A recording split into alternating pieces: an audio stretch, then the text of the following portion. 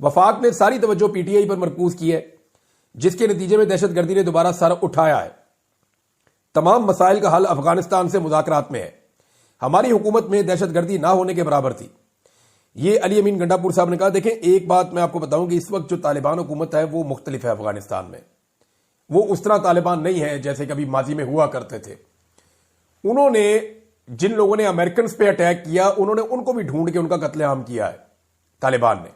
اگر آپ ان کے ساتھ انگیجمنٹ کریں تو یہ جو دہشت گرد عناصر ہیں، چاہے وہ سرحد کے اس طرف ہیں چاہے سرحد کے اس طرف ہیں، ان دونوں کو ٹارگٹ کیا جائے اگر دونوں طرف سے، تو پاکستان کامیاب آپریشنز کے نتیجے میں چند مہینوں کے اندر ہی دہشت گردی کو ہمیشہ کے لیے ختم کر سکتا ہے۔ صرف دونوں کو اپنے حصے کا رول پلے کرنا پڑے گا، لیکن اس کے لیے انگیجمنٹ ضروری ہے کہ افغانستان کی جو حکومت ہے، چاہے وہ آپ کو پسند ہے یا نہیں ہے، لیکن آپ کو اس حکومت کے ساتھ انگیجمنٹس کرنی پڑیں گی۔ ناظرین، پاکستان میں جو بڑھتی ہوئی دہشت گردی کے معاملات ہیں، اس پہ ہیومن رائٹس کمیشن کو بھی تشویش ہوئی ہے اور انہوں نے تشویش کا اظہار کیا ہے، اور خیبر پختونخوا میں دہشت گرد حملوں میں خطرناک حد تک اضافہ ہو چکا ہے۔ بنو حملے میں خواتین اور بچوں سمیت کئی قیمتی جانیں ضائع ہوئی ہیں۔ بلوچستان میں بھی عسکریت پسندوں کے حملوں میں اضافہ ہوا ہے، جہاں شہریوں کو نشانہ بنایا جا رہا ہے۔ کراچی میں پولیس افسر کا دہشت گردوں کے ہاتھوں قتل اس امر کی نشاندہی کرتا ہے کہ ریاست شہریوں کے تحفظ میں مسلسل ناکام ہو رہی ہے۔ اور انہوں نے کہا کہ صوبائی اور وفاقی حکومتوں سے مطالبہ کیا کہ اندھا دھند کریک ڈاؤن کرنے کی بجائے مؤثر انٹیلیجنس اور شواہد پر مبنی حکمت عملی ترتیب نے انسداد دہشت گردی کی کارروائیوں میں منصفانہ ٹرائل اور احتساب کے اصولوں کو یقینی بنایا جائے۔ اب دیکھیں، توجہ تو سیاسی معاملات کے اوپر ہے پاکستان کے اداروں کی، ان کو وہ توجہ وہاں سے ہٹا کر اپنے اصل معاملات کی طرف لانی پڑے گی۔ مین مسئلہ تو یہ ہے، اور جب یہ ہوگا تو پھر آپ دیکھیں گے پاکستان میں امن و امان آ جائے گا۔ پاکستان پہلے بھی امن و امان قائم کر چکا ہے، اور بڑی پاکستان نے اپنی پسلی شو کی تھی، بڑی ہمت شو کی تھی۔ پاکستان دوبارہ بھی ایسا کر لے گا، لیکن اس کے لیے ضروری ہے کہ پاکستان کے اداروں میں اور پاکستان کی عوام میں ایک بہترین کوارڈینیشن ہو، اور جو گیپ پیدا ہو گیا ہے اس گیپ کو ہر حال میں ختم کیا جائے۔ ناظرین، دوسری جانب عید کے بعد ایک بڑی تحریک کی بھی تیاریاں کی جا رہی ہیں۔ اس میں پاکستان تحریک انصاف کی جانب سے کچھ چیزوں کا کلیم کیا گیا ہے۔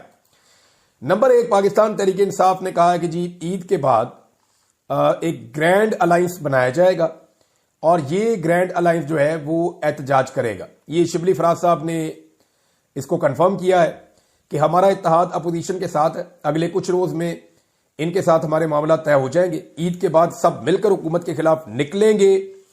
اور انہوں نے کہا کہ یہ ایک سال پاکستان کی تاریخ کا سیاہ ترین دور ہے، پیکا قانون ہو یا 26ویں ترمیم ہو، تمام دیگر قوانین جمہوریت نہیں بلکہ طاقت سے پاس کروائے، کچھ کام نہیں کیا اور اشتہاروں میں اربوں روپے خرچ کر دیے، انہوں نے یہ بھی کہا۔ اور لیکن اب وہ یہ کہہ رہے ہیں کہ ایک بڑا اتحاد بنایا جا رہا ہے، اور اس اتحاد کے لیے عمران خان صاحب نے فضل الرحمان صاحب کو پیغام بھجوایا ہے۔ اچھا، یہ پیغام اس موقع پہ بہت امپورٹنٹ ہے جو عمران خان صاحب نے فضل الرحمان صاحب کو بھجوایا۔ سلمان اکرم راجہ صاحب نے یہ پیغام دیا ہے، اور انہوں نے کہا کہ عمران خان نے سربراہ JUIF کو پیغام دیتے ہوئے کہا ہے کہ فضل الرحمان کو کہیں کہ یہ وقت ہے آپ ہمارا ساتھ دیں، اور یہی وقت ہے۔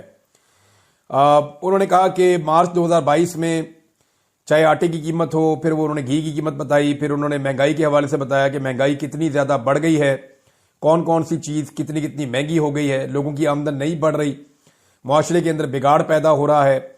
اور یعنی وہ یہ بھی کہہ رہے ہیں کہ چین 2 بڑی ٹرین لائنز بنا رہا ہے جو ایران جائے گا اور افغانستان سے گزر گئی ہے، اور پاکستان جو ہے وہ بہت پیچھے رہ گیا ہے، اور تنخواہ دار طبقے پہ پہلے ہی بہت زیادہ ٹیکسز لگا دیے گئے ہیں، امیروں کو کوئی نہیں پوچھتا، غریب آدمی کے اوپر ٹیکس پہ ٹیکس لگ رہے ہیں۔ تو عمران خان صاحب نے فضل الرحمان صاحب کو یہ پیغام دیا ہے، اور سلمان اکرم راجہ نے JUIF کی قیادت سے رابطہ کیا ہے اور ملاقات کی خواہش کا اظہار کیا ہے کہ عمران خان صاحب کا پیغام دینا چاہتے ہیں، اور پیغام عمران خان صاحب کا یہ ہے کہ یہی وقت ہے آپ ہمارا ساتھ دیں اور ہمارے ساتھ کھڑے ہو جائیں۔ دوسری خبر یہ ہے کہ پاکستان تحریک انصاف نے فضل الرحمان صاحب کی پارٹی سے روابط بڑھانا شروع کر دیے ہیں۔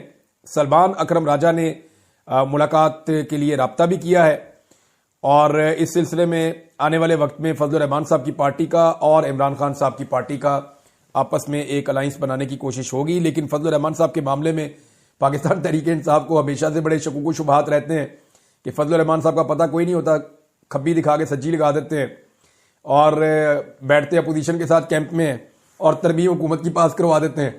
تو فضل الرحمان صاحب کی کوئی سمجھ نہیں آتی۔ دوسری طرف فضل الرحمان صاحب بھی کچھ گارنٹیاں مانگ رہے ہیں، پاکستان تحریک انصاف سے کہ جناب ہمیں بھی پھر کچھ ملے گا، اگر تو ہمیں کچھ ملے گا تو پھر اس کے لیے ہم آپ کے ساتھ بیٹھ سکتے ہیں. وہ جو چیزیں فضل الرحمان صاحب کو چاہیے وہ چیزیں اگر ان سے وعدہ کر لی جائیں تو پھر شاید فضل الرحمان صاحب پوری طاقت سے کھڑے ہو جائیں پی ٹی آئی کے ساتھ. ناظرین، اب جو حکومت کے اتحادی ہیں ان کو بھی گھبراہٹ ہونا شروع ہو گئی ہے، کیونکہ دیکھیں جس طرح کے یہ قانون بن گئے ہیں نا، یہ کل کو ان کے بھی گلے پڑیں گے الٹے. یہ پیکا کے قوانین میں یہ سارے پھنسیں گے، یہ جس طرح کی انہوں نے عدالتیں بنا دی ہیں اس کے اندر بھی سارے پھنسیں گے. یہ بچے گا کوئی بھی نہیں اس سارے معاملے کے اندر. بچنے کا ایک ہی طریقہ ہے کہ دوبارہ بیٹھ جائیں.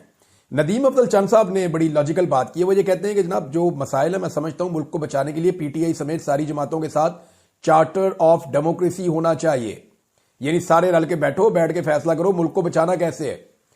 اور میری نظر میں بھی یہی ایک حل ہے کہ عمران خان صاحب باقی سب کو بیٹھنے دیں. میرا تو یہ کہنا ہے کہ اگر سارے جن کو چور چکا بھی سمجھتے ہیں سارے بھی مل کے اگر اس وقت اسٹیبلشمنٹ کو اس کے اصل کردار میں واپس بھجوا دیں اور فوج کا سیاست کے اندر سے جو رول ہے وہ ختم کر دیں تو یہ کوئی گھاٹے کا سودا نہیں ہوگا. سیاست ہوتی رہے گی. مجھے پتا ہے اس وقت سب کو اس بات سے ڈر لگ رہا ہے کہ عمران خان صاحب کی مقبولیت بہت زیادہ ہے، جب بھی ان کے ساتھ بیٹھیں گے کچھ بھی کریں گے اسٹیبلشمنٹ کو جیسے ہی ہم بیرکس کے اندر واپس بھیجیں گے یا انہیں ہم کہیں گے جناب آپ سیاست سے آپ کا رول ختم ہو گیا، آپ کا پتہ صاف ہو گیا، تو پھر اس کے بعد عمران خان اقتدار میں آ جائے گا. اور عمران خان اقتدار میں آ گیا تو پھر وہ جان نہیں چھوڑے گا. تو یہ سب کو اس بات کا ڈر ہے، لیکن یہ کانفیڈنس پاکستان کو اور پاکستانیوں کو پیدا کرنا پڑے گا، ورنہ کوئی اور سلوشن نہیں ہے. اور جو لوگ سمجھدار ہیں وہ اب اس کے اوپر بار بار بات کرنا بھی شروع ہو گئے ہیں. محمد زبیر صاحب نے ایک فیکٹ جو ہے اس کو درست کیا. انہوں نے کہا حکومت اپنے ہی گزشتہ دور سے موازنہ کر رہی ہے، یعنی تھوڑا سا پہلے بھی یہی حکومت تھی ابھی یہی حکومت ہے، تو وہ اپنے پچھلے مہینے سے اپنے پچھلے سال سے وہ موازنہ کرتی ہے کہ ہم نے جی پچھلے سال زیادہ تباہی پھیری تھی، اس سال ذرا کم تباہی پھیری ہے. ان کی حکومت کو 1 نہیں 3 سال ہو چکے ہیں. یہ کہتے ہیں کہ ہم ڈیفالٹ کے دہانے پر تھے اور آج ہم نے بچا لیا، تو وہاں تک پہنچایا بھی پی ڈی ایم حکومت نے تھا. محمد زبیر صاحب کہہ رہے ہیں مہنگائی کو 38% تک شہباز شریف صاحب نے ہی پہنچایا تھا. ناظرین، آج کل ایک اور بھی کاروائی ہو رہی ہے اور یہ کاروائی میں آپ کے سامنے ضرور رکھنا چاہوں گا. فیصل واڈا صاحب نے اس کو انیشیٹ کیا ہے، اور فیصل واڈا صاحب جو بات کرتے ہیں وہ ان کا قبیلہ کہاں سے ہے سب کو پتا ہے کہ وہ اسٹیبلشمنٹ کے آدمی ہیں. تو فیصل واڈا صاحب بہت جذباتی ہو کر فائلیں چک چک کے مار رہے ہیں ٹاک شوز کے اندر کہ یہ پڑھیے آپ کی جمہوریت، یہ جناب چل رہی ہے موروثیت، یہ جناب اپنے خاندان سے باہر بندہ ہی کوئی نہیں ملتا. شریف خاندان ہے تو جس کو لے کر آتا ہے اپنے خاندان کے اندر سے لے کر آتا ہے.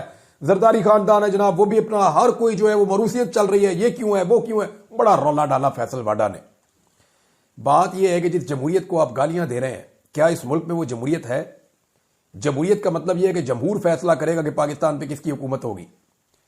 تو لوگوں نے جو فیصلہ کیا اس کو تو آپ نے اڑا کے رکھ دیا.